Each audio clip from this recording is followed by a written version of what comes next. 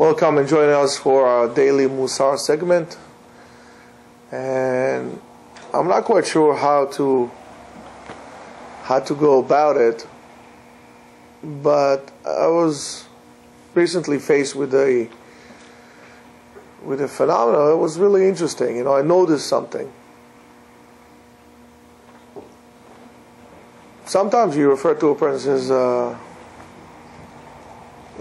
what are you? He says, well, what do you do? I'm a lawyer, I'm an accountant, I'm a doctor, I'm a painter, I'm a photographer, I'm a freelance photographer, I'm an artist.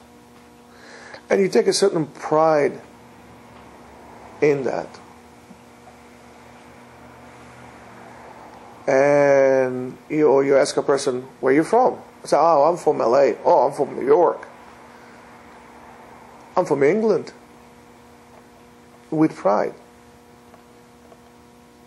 But then to the same person who would feel very proud of himself and what he does, if you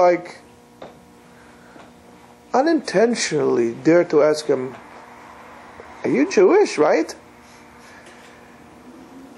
I would say, yeah, I am, but why it doesn't make any difference, usually. It's a sense of, Sam, the door. There's a sense of being kind of apologetic about it, there's no sense of pride. The person will not say, I'm a Jew. You never hear, I'm a Jew and I'm proud. If you're going to go to a Navy guy, a soldier from the Navy, and he says, oh, you served in the Army? He said, no, the Navy. He'll correct you right away. If you go and you said to a Marine, are you from the Army? No, I'm Marines, man, I'm Marines. Very proud of the fact of what I belong to. There is a sense of real pride in the fact that I'm a Marine, or I'm Navy, or I'm this, or I'm that, or I'm an American, or I'm British, or I'm a lawyer, I'm a doctor. But there isn't real pride of the fact, and we somewhat tend to, and we many times, or rightfully so for whatever we had to go through the years as Jews. Nobody likes Jews. But sometimes I really feel maybe they don't really like us, among many other reasons, is because we're not really proud of who we are.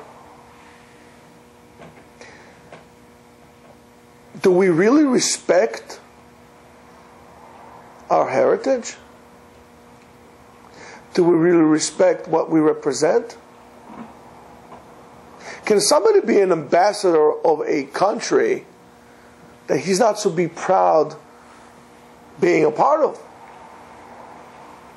That is very hard for others, or hard for us to demand respect from others when we don't really respect who we are and what we represent. But I think one of the greatest or the saddest things about it is the loss that occurs because of that. First of all, in our culture, there are nations who will go and would invent themselves historically, or groups of people that would relate themselves to, to the pharaohs in Africa. They would relate themselves to, King David. They really had nothing to do with it. They would relate themselves to ancient tribes that for thousands of years have been gone from the world. Why? Because you need roots to grow. So these people, or this group of people, graft themselves into a group, into some kind of roots, even though it's not here, just to say, I need to grow and I need roots. A tree does not grow without roots in the air. You need something to connect you to the ground. To strive high, you need roots. And there are winds in the world. And the roots, they need to be not only wide, they need to be deep. And big trees that have a complicated root system that is wide and deep, even in the strongest wind, will stand. If not, you'll see. You saw what happens in the storm. One after the other. Either the roots were too deep or too shallow and wide. They were unrooted. Massive trees. This is unbelievable. I mean, I remember right after the storm, walking, there were trees that the root system was like, I don't know, 8 feet. They were taller than me like this. They were huge. But it wasn't deep. We saw that they were shallow. So are people. We need roots. How do you think that we're going to exist the next 1,000 years? Not only if we don't have roots, because we have roots. If we disconnect ourselves from our roots, we lose our culture. And again, there are groups who would make up their culture based on things that don't even exist, and it will even become national holidays. On holidays that, you know, the people say came from this part of the world. If you go to the people there, say, we never heard of such a thing. But yet they need it. It's this need of a human being to connect himself to something greater than him. We adapt tunes, music that is foreign to us. Why didn't we keep our own? I mean, I have nothing against waltz or tango or this beat or the other beat. And it's kind of funky to have it in, you know, to put words into it. But what happened to my tune? What happened to my heritage? Why is it that I am responsible for the destruction and to the eternal loss of something that was so dear to my ancestors? Why is it in my generation? Why is it under my watch? Well, how did I allow this to happen? How? Very simple. I guess it really didn't make such a difference to me. I wasn't really proud in that. If I would tell you, this is what we were talking the other day. Let's say, for example, you need to go, you're in the military, and you want to get your own beret, a special hat that you wear, or a special badge that you have. You want to do that? Good. 80 kilometers forget your special, you know, your red hat, your red beret. You want to get your insignia here of being whatever you are, 80 kilometers, but this time with stretchers on your back. You got to work for it. We give a tefillin to our boy, it's nothing. He doesn't have to do anything for it. So he doesn't treat it. But the problem doesn't start with the kid, the problem starts with us. The father can go and buy $1,000 suit, and in front of his son, everybody will say, look, my new suit, $1,000 will pay for this. Be'ezrat Hashem, God willing, next time, I'll buy the better one. I have a better one, I couldn't afford this time, next year I'll buy it. But what? What does your son hear? Your son hears when you go to buy him tefillin, how you bargain with the sofer. It tells you, listen, you can buy, it's a decent tefillin, it's pretty good, $500. $500 for what? It's wood. It's leather. $500 for this. Give me something. No, it's a tefillin. Get me something for $250. What is the message you just gave your son? That your suit is more important than his tefillin. And you expect him to put tefillin and to care about him when you were bargaining it down? If the guy told you 500, you say 500? No, I want what's better than that? How are you going to give this importance to your son to do it? How do you want your son to care about the etrog when he hears you saying, etrogim, $35 for an etrog? What is it? An updated lemon? I don't want to spend. How much does it cost? Maybe the $5 it should cost for an etrog. I don't understand. Why did they charge me $35 for that? What do you think happens at that moment? Your son hears that and he's saying, I'm being ripped being a Jew. They're ripping me off. Instead of saying $35, it's a beautiful etrogim. I want more than that. The Ari HaKadosh, used to see an etrog, says to the guy, how much is that? He will tell him and say, here, take it. Not asking, not even bargaining. It's a mitzvah.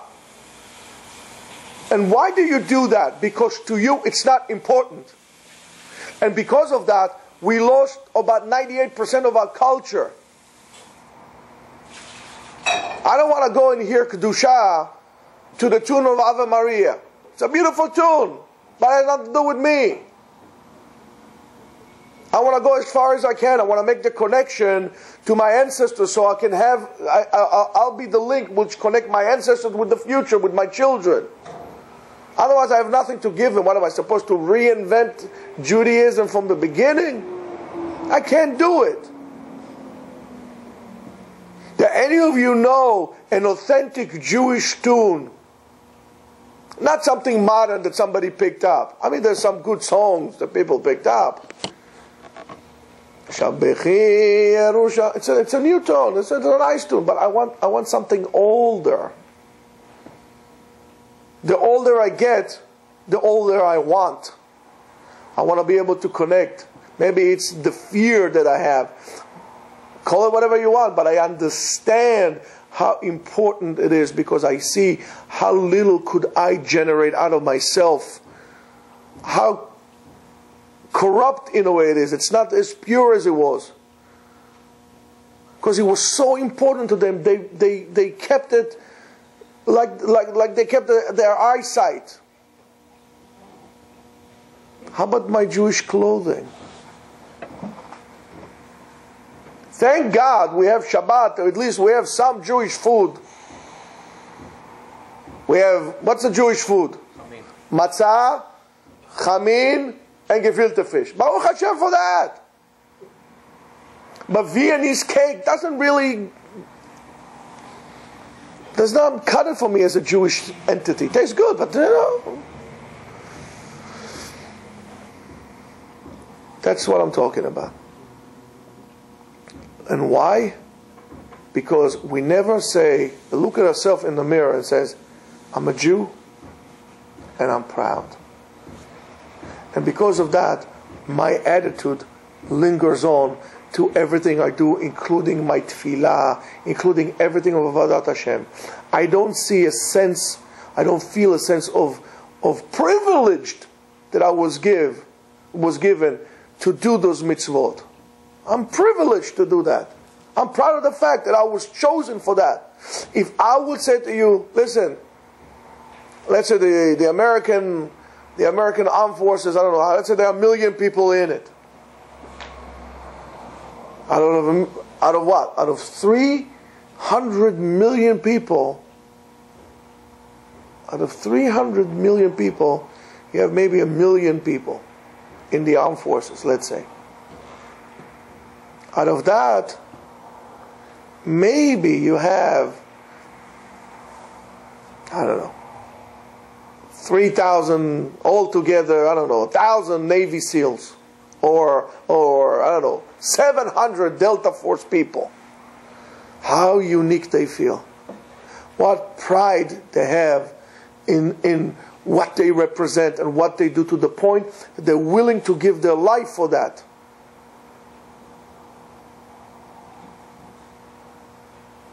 We are the same thing.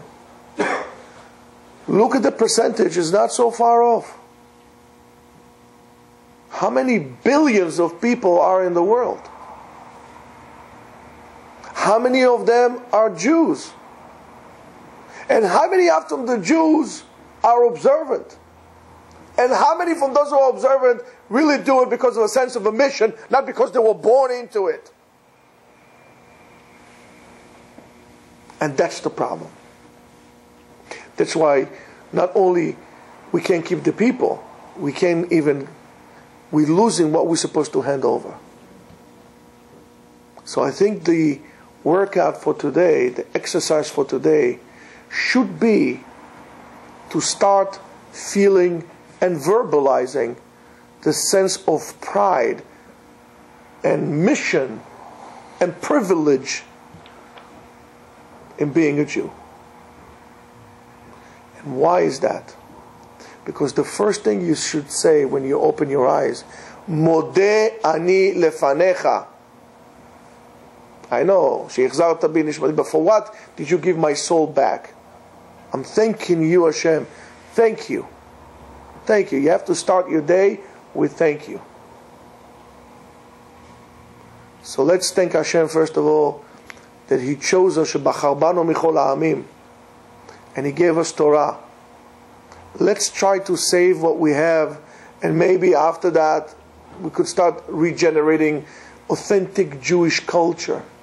Because many of the claims of people is, I don't feel anything culture about Judaism. And there is such thing as Jewish art and Jewish music, as it would come along with that. But once you separate the Jew from the Torah, you separate the Jew from its culture. So let's try to do that. Let's try to be pride. Let's try to install this pride in people. Not to be embarrassed to say, I'm a Jew. And I'm proud of it. Don't be apologetic on the fact that you're a Jew. This, Be'ezrat Hashem, and Hashem's Rachamim, will help us bring Am Yisrael back to its roots, Am Yisrael back to its father, Am Yisrael back to each other. Amen.